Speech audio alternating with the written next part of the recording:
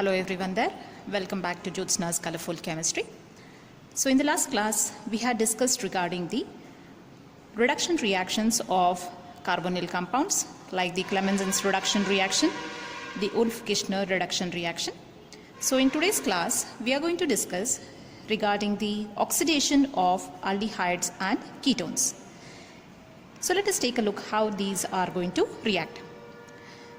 Aldehydes are going to differ from ketones in their oxidation reaction. Aldehydes are easily oxidized to carboxylic acid.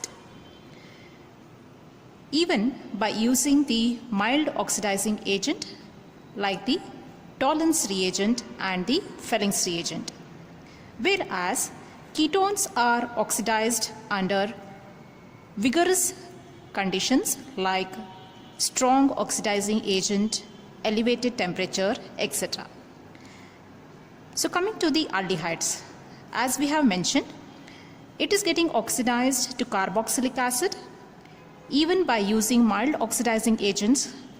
So here RCHO is the general representation of aldehyde, which is undergoing oxidation and leads to the formation of the carboxylic acid. So the CHO group is getting converted to COOH group. So this takes place in presence of mild oxidizing agent. Now coming to the ketone, ketones are getting converted into carboxylic acid, but they differ in their reaction compared to that of the aldehydes. So ketones are undergoing oxidation in presence of strong oxidizing agents. Here the oxidation involves the formation of carboxylic acid having lesser number of carbon atoms than the parent ketone. So let us take a look how this reaction is going to take place. So I shall take the general representation. Let me say this is R, CH2, this is C, double bonded O, this is CH2, and this is R dash. Now, when oxidation is going to take place in presence of strong oxidizing agent, the product which is formed is obtained by the cleavage between the two carbon atoms. So let us take a look how it is going to take place. So let me number this carbon. This is the first carbon, this is the second carbon, and this is the third carbon which is involved. So there are two ways in which this cleavage is going to take place. So let us consider that the cleavage is going to take place between the first carbon and the second carbon. Means what happens? Here the cleavage is going to take place. So if the cleavage takes place here, what will be the product of oxidation? So this oxidation, the oxygen is getting introduced at this place. So you are going to get first product, that is R. Here C. There are two oxygen atoms over here. It gets introduced, oxidation takes place, and H is obtained. So this is one product. And here towards the right, whatever is left out. So this is what? R dash. Then CH2. And this is CO. One more oxygen comes over here. And this H shifts over here. So this is R dash CH2 COOH. So when this is forming, when there is a cleavage between the first carbon and the second carbon. So C1 and C2, when the cleavage is going to take place, these are the two products obtained. Now when these two products are obtained, you can see that here the number of carbon atoms involved is only this one carbon along with this R. When you compare it to the reactant, it is having less number of carbon atoms. In the same way, this product which is obtained is also having one, that is the R, then other than that only two carbon atoms. Compared to the reactant, there are less number of carbon atoms. So the carboxylic acid which is formed has lesser number of carbon atoms than their corresponding reactant. So this possibility is when C1 and C2 cleavage is going to take place. So next to that one, let us see how there is one more possibility of formation of the product. So now instead of C1 and C2, if the cleavage is going to take place between C2 and C3, So now what we are going to do? So we are going to do the cleavage over here. So on oxidation, what should be the products formed over here then? So here this is R, this is CH2 and C, and this is O. So oxidation takes place. So one more O and this H comes over here. This is one more product when the cleavage is taking place at the carbon 2 and carbon 3. In between it has taken place. So this is the product one which is formed. Along with that one there is one more product. What is that? This is R dash. So this is one C and one H is left out. Here 2 oxygen and 1 H. So this product is obtained when there is a cleavage of C2 and C3. So in this way it is leading to the formation of 4 different products. So this is the product obtained when ketones are going to undergo the oxidation reaction.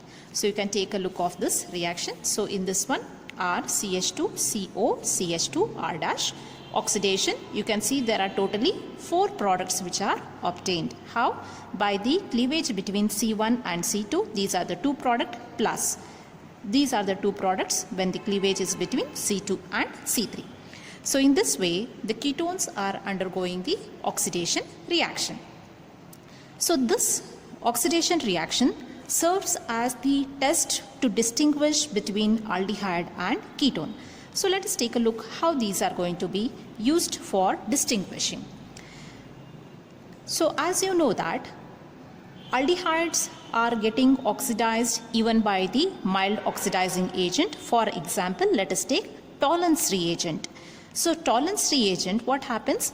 Aldehydes give a bright silver mirror. So it is just like a mirror. You have seen a mirror. So how it is going to shine? In the same way you are going to get a bright silver mirror in the test tube. So aldehydes give a bright silver mirror on warming with freshly prepared ammonical silver nitrate. So Tollens reagent is nothing but we call it as the ammonical silver nitrate. Means the silver nitrate in which there is presence of ammonia solution is called as the ammonical silver nitrate. This is a mild oxidizing agent. When you are going to treat the aldehyde with ammonical silver nitrate, that is the Tollens reagent, the reaction takes place as follows. That is RCHO, which is an aldehyde.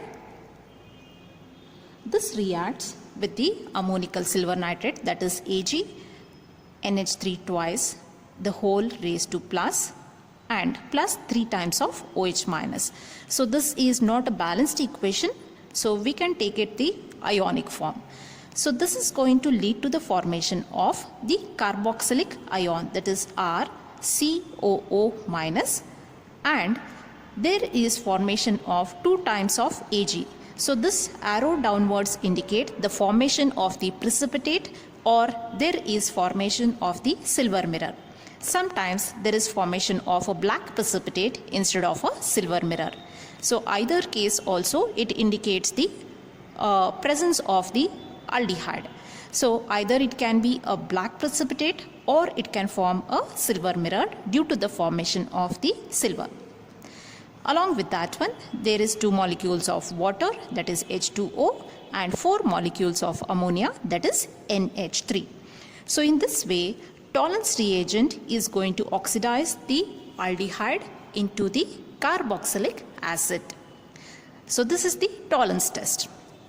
Coming to the next test, the Felling's solution test. So Felling's solution is also an oxidizing agent. So aldehydes, when you are going to warm it with Felling's solution, it gives a red color precipitate of cuprous oxide. So here what is going to happen?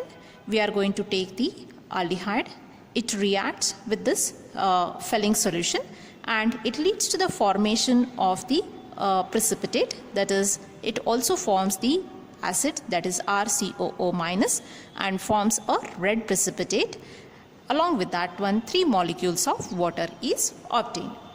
So these 2 reactions are shown only by aldehyde and it is not shown by ketone, because Tollens reagent and Felling's solution both are acting as the mild oxidizing agent. Because of this reason, we can distinguish between aldehyde and ketone. So let us see how it can take place.